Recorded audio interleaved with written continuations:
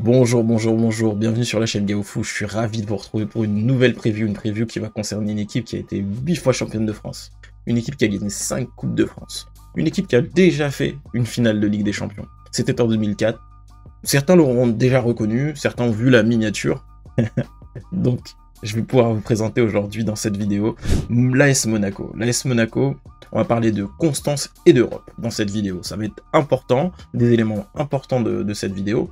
Et comme je le disais, on va tout de suite présenter le club. 8 fois champion de France, 5 victoires en Coupe de France, une fois aussi au Trophée des Champions. Une finale de Ligue des Champions en 2004, ça a été une très très belle saison pour eux, avec Didier Deschamps. Ça remonte un peu, ça fait 20 ans. Ensuite, on peut parler des 65 saisons en Ligue 1, dont 12 consécutives, c'est la 12e consécutive qu'ils vont réaliser dans l'élite. Un groupe qui est constitué de 27 joueurs pro, dont 27 étrangers, parce qu'aucun n'est monégasque, mais il y a bien 9 Français dans cet effectif, ça fait un tiers de l'effectif qui est français. 15 internationaux, donc c'est un effectif qui a de l'expérience, mais aussi qui est assez jeune, parce qu'on voit hein, 23,5 ans, on est plutôt dans la moyenne de ce qui se fait en Ligue 1, mais ça reste un effectif assez jeune par rapport au challenge qui les attend. Ils sont qualifiés en Champions League, ils vont évoluer au stade Louis II, un stade de 18 000 places, qui est souvent malheureusement pas plein, alors qu'on est sur une équipe qui joue généralement le haut de tableau. On pourra préciser, mais sur ces 12 saisons consécutives, ils ont pris un titre, ils ont fait 7 podiums, et 3 fois deuxième, dont la saison dernière. Un effectif aussi qui regroupe des joueurs qui ont une valeur totale de 376 millions d'euros, à peu près 14 millions par joueur. Ils sont entraînés par Adi Hütter. On va revenir un petit peu sur la saison passée, qu'est-ce qu'a vécu Monaco en Ligue 1. Ils ont fait une très bonne saison, en finissant deuxième, un très bon début de saison. Ils ont connu un mercato qui était assez mouvementé quand même, parce que 17 départs dont un de taille, Axel Disasi. On retrouvera aussi Jean Lucas, Kevin Volland qui ont quitté le club, et quelques départs après en prêt ou des fins de contrat. Sur les arrivées, sur le côté arrivé, il y a eu l'arrivée de Folarin Balogun, Denis Zakarian aussi qui est arrivé pour densifier un petit peu ce milieu de terrain, et on remarquera aussi l'arrivée de Salissou Singo, Thilo Kehrer sur le mercato hivernal, pour Thilo Kehrer bien sûr. Les autres sont venus aussi densifier cette défense qui avait perdu un élément, un cadre important, en la personne d'Axel Disasi. Philippe Cohn, aussi le gardien, qui est venu pour justement apporter cette expérience qu'avait perdu Monaco depuis quelques saisons sur ce poste de gardien où ils avaient des difficultés. Notamment pour recruter ou pour trouver la bonne tête pour incarner ce poste-là. Ça a été assez compliqué pour eux, et ça explique un peu aussi le côté voilà, irrégularité, mais on voit c'est une équipe qui a gagné 20 matchs en Ligue 1 la saison passée, en sachant que le champion est à 22 matchs. C'est une équipe qui a perdu 7 fois et qui a fait 7 matchs nuls, 68 buts marqués, donc c'est super, hein, parce que c'est une des meilleures attaques du championnat. 42 buts encaissés, par contre, on peut s'améliorer sur l'aspect défensif. C'est vrai qu'il y a souvent eu des matchs assez ouverts au niveau défensif. C'est vrai que c'est une équipe qui était portée vers l'attaque, donc qui pouvait encaisser pas mal de buts. Wissam Ben Yedder qui a réussi une belle saison pour sa dernière saison au club, 20 buts, 2 passes décisives. C'est un attaquant qui est libre aujourd'hui sur le marché des transferts, hein. Il connaît aussi des problématiques d'ordre privé, mais ça peut être une bonne piste pour certaines équipes de Ligue 1, pourquoi pas. C'est un joueur qui est capable de dépasser les 15 buts en Ligue 1, et il n'y en a pas énormément, hein, on va pas se mentir, il n'y en a pas énormément. On a Minamino aussi qui a réalisé une très bonne saison avec une participation à plus de 15 buts de l'équipe, toutes compétitions confondues. Magnès Akiliouche qui est un joueur assez jeune, hein, 21 ans, 8 buts, 4 passes décisives, c'est une super saison. Il y a certains attaquants, meilleurs attaquants de leur équipe en Ligue 1, qui ne réussissent pas à atteindre ces statistiques. Élimination par contre très décevante en 8ème de Coupe de France, contre Rouen, au tir au but. C'est un club de basse division malheureusement, et ils ont su faire un super parcours en Coupe de France aux dépens de Monaco. Bonne saison pour, comme je le disais, Ben Yedder, pour Minamino, Golovin aussi qui a évolué dans un poste qui était assez différent de celui qu'il connaissait jusqu'à présent. Donc la révélation pour Ben Seguir et Akliouche qu'on a pu aussi observer lors des JO et qui a fait une belle compétition avec les hommes de Thierry Henry. Donc franchement, cette saison en Ligue 1, bon voilà, hein, très bon début, comme je disais. Ils ont été 7 fois premiers au cours de la saison, jusqu'à la 10e journée. Hein, 7 fois premiers, pardon.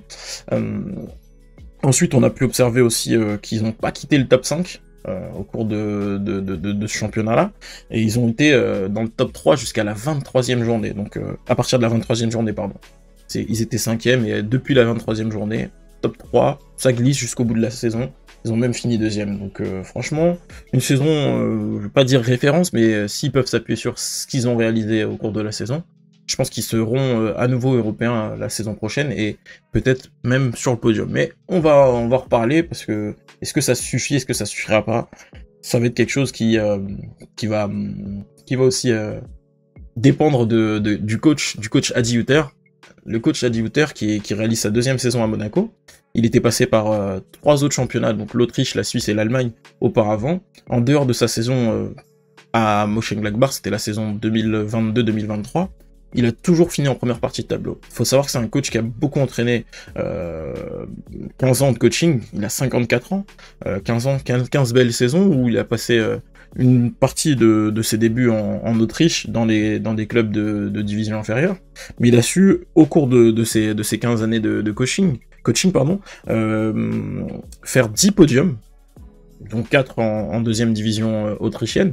Il a su faire monter un club, le faire se hisser à la 3e place de son championnat la saison suivante, donc c'est quand même de belles performances. Hein.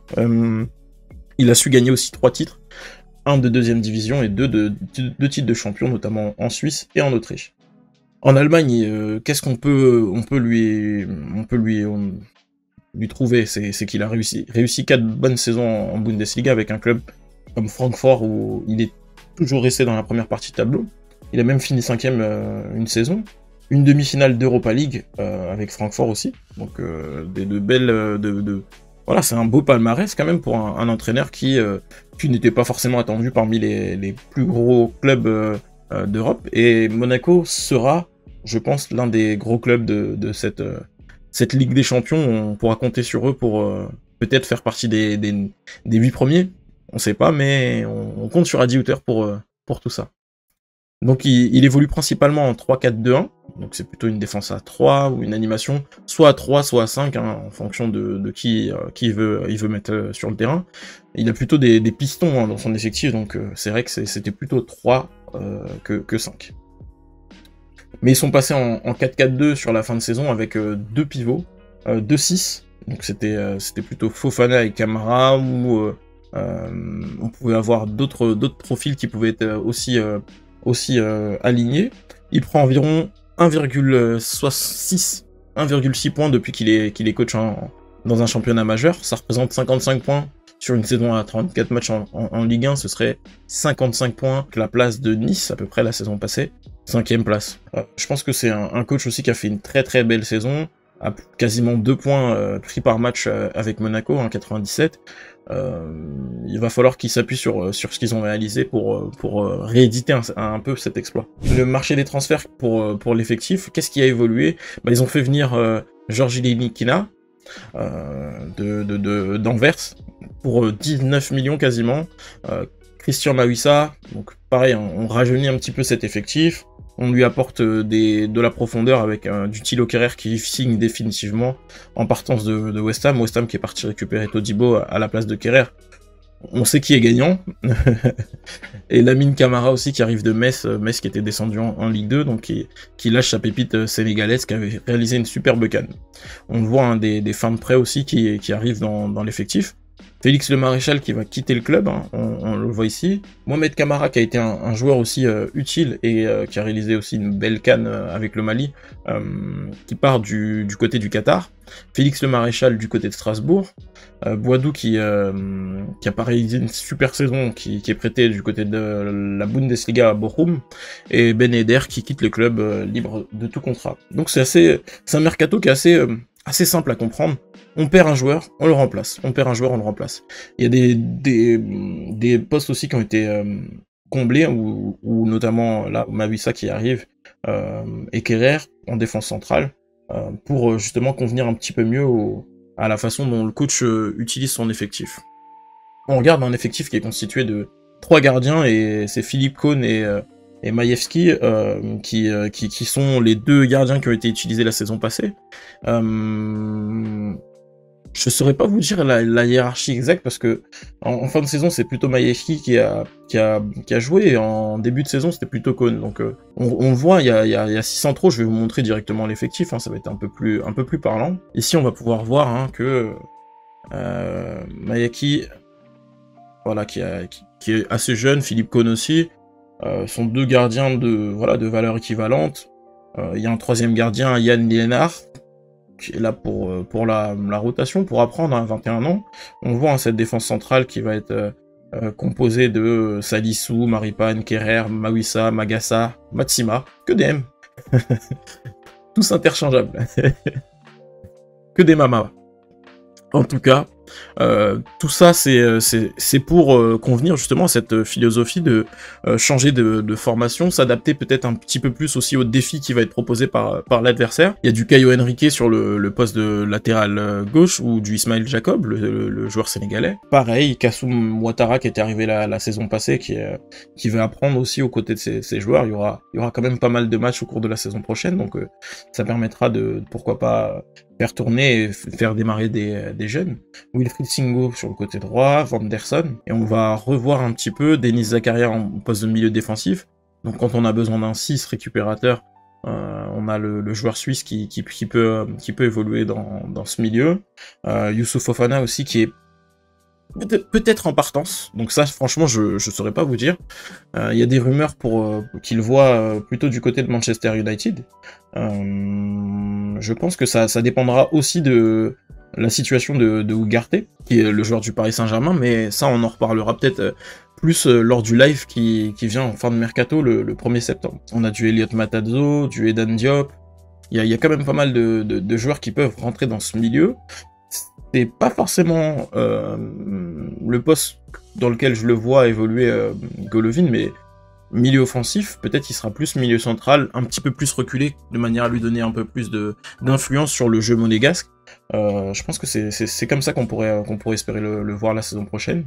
Et on le voit là, Minamino, Diatta, sont plutôt des ailiers, mais qui seront peut-être utilisés un peu plus dans le cœur du jeu pour ensuite se décrocher, dézoner et être un peu plus libre.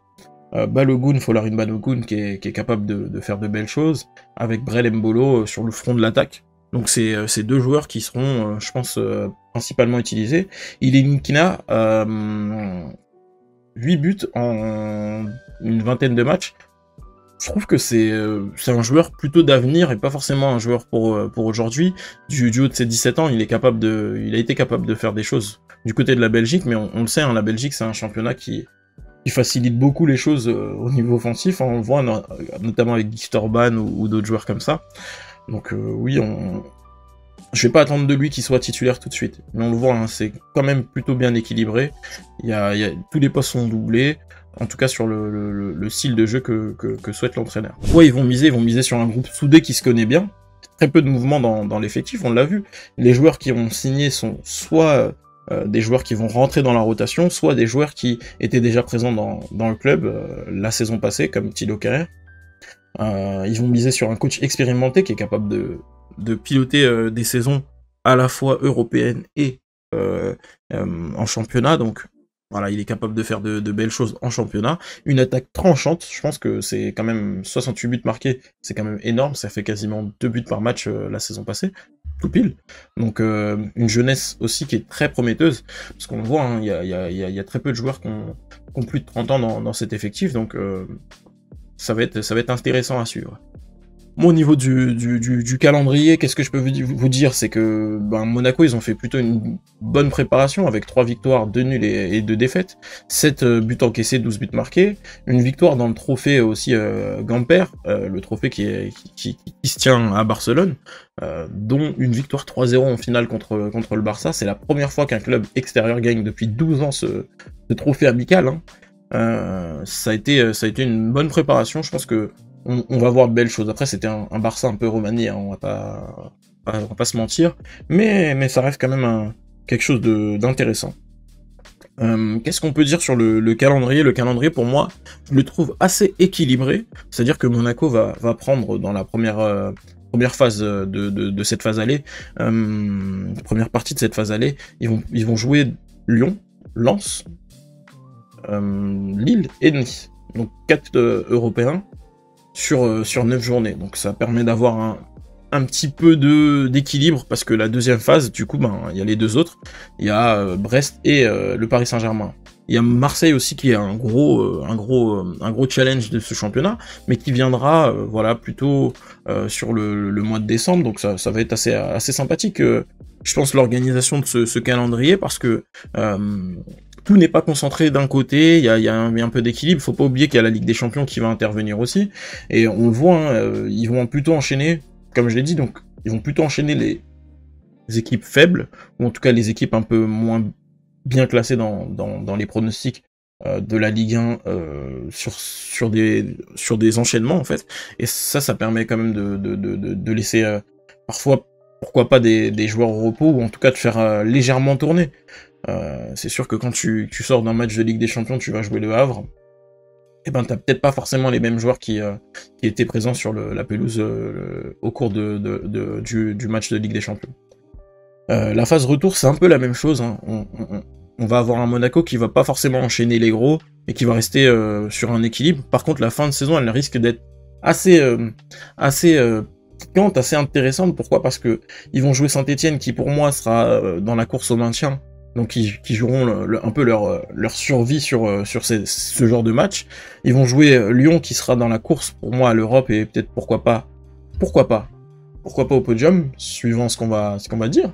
Une équipe aussi qui peut être assez dangereuse, le RC Lens, même si je les ai pas placés dans les équipes européennes. Ça va être une équipe, je pense, qui va poser des problèmes, et jouer ta dernière journée à Lens, c'est pas forcément un cadeau. Je vais récapituler. Pour moi, il y a un entraîneur qui a joué une saison dans un club qu'il ne connaissait pas, et qui a fini et dans un championnat qu'il ne connaissait pas, qui a fini deuxième. Une saison sans Coupe d'Europe, une saison avec 34 matchs de championnat, 3 matchs de Coupe de France, donc une saison assez légère, avec un effectif qui était constitué pour jouer la Coupe d'Europe. Ils finissent deuxième.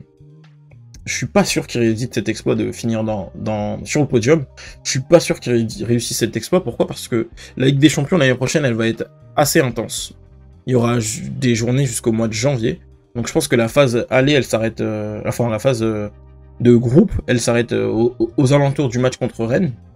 Donc ça va être assez intense, assez problématique pour beaucoup d'équipes, dans le sens où il va falloir gérer des petits bobos, des petites choses. Ils ont l'effectif pour le faire, mais est-ce qu'ils vont prioriser la Ligue des Champions ou le championnat? Je pense que ça va être plus une équipe qui va prioriser la Ligue des Champions pour mettre en valeur ses joueurs, pour leur faire gagner un petit peu de la valeur marchande. C'est des joueurs aussi qui vont chercher à performer dans ce genre de compétition. Donc pour moi, l'AS Monaco ne sera pas sur le podium la saison prochaine, et je dirais même que l'AS Monaco sera 5ème la saison prochaine. À mes yeux, c'est une équipe qui peut finir 5ème. Pourquoi? Parce que long parcours en Europe, avec un entraîneur qui sait y faire, mais irrégularité en championnat. Monaco est capable d'avoir des trous dans la saison à des moments comme ça où on ne les voit plus, en fait. On se dit, mais est-ce que c'est vraiment une équipe qui doit être une locomotive de la Ligue 1? Et ça, c'est assez problématique, et ça pose question sur le classement final. Et moi, cette question, j'y ai vite répondu en disant 5ème. 5ème, c'est ce que je vois pour Monaco. Donc on va regarder un petit peu le classement de la Ligue 1. Selon moi, je vais disparaître comme j'aime bien le faire. Je vais vous laisser observer un petit peu ce classement de la Ligue 1, avec le SCO d'Angers qui pour moi sera 18ème, l'AS Saint-Etienne 16ème, Auxerre 15ème, que j'avais oublié dans plusieurs vidéos, donc j'en suis désolé, et merci de votre compréhension. On revoit aussi à la 12ème place le RC Strasbourg, le Racing Club de Strasbourg. On voit Reims qui est à la 10ème place, Nice 9ème, le club de Lens 8ème, je vais réapparaître, le club de Lens 8ème, Monaco 5ème, qui vient fermer ce top 5 hein, de la Ligue 1 avec Lille. Qui seront les équipes qui seront présentées dans les prochaines vidéos? Eh ben, vous pouvez le deviner, mais surtout, l'équipe que je présente ensuite est assez logiquement classée dans cette première division française. On va pas en parler beaucoup, hein, ça va être assez simple de faire cette vidéo, mais vous verrez, c'est un club qui m'est très cher. Voilà. C'est le moment pour moi de vous dire au revoir, et de vous faire des bisous, et de vous dire merci aussi, merci pour suivre ces previews, ces vidéos. Merci aussi à toi, Alex, pour ton aide sur ces magnifiques diapositives, et sur cette analyse un petit peu globale de championnat. Allez, à très vite pour de nouvelles aventures sur la chaîne Gaofu. Ciao, ciao!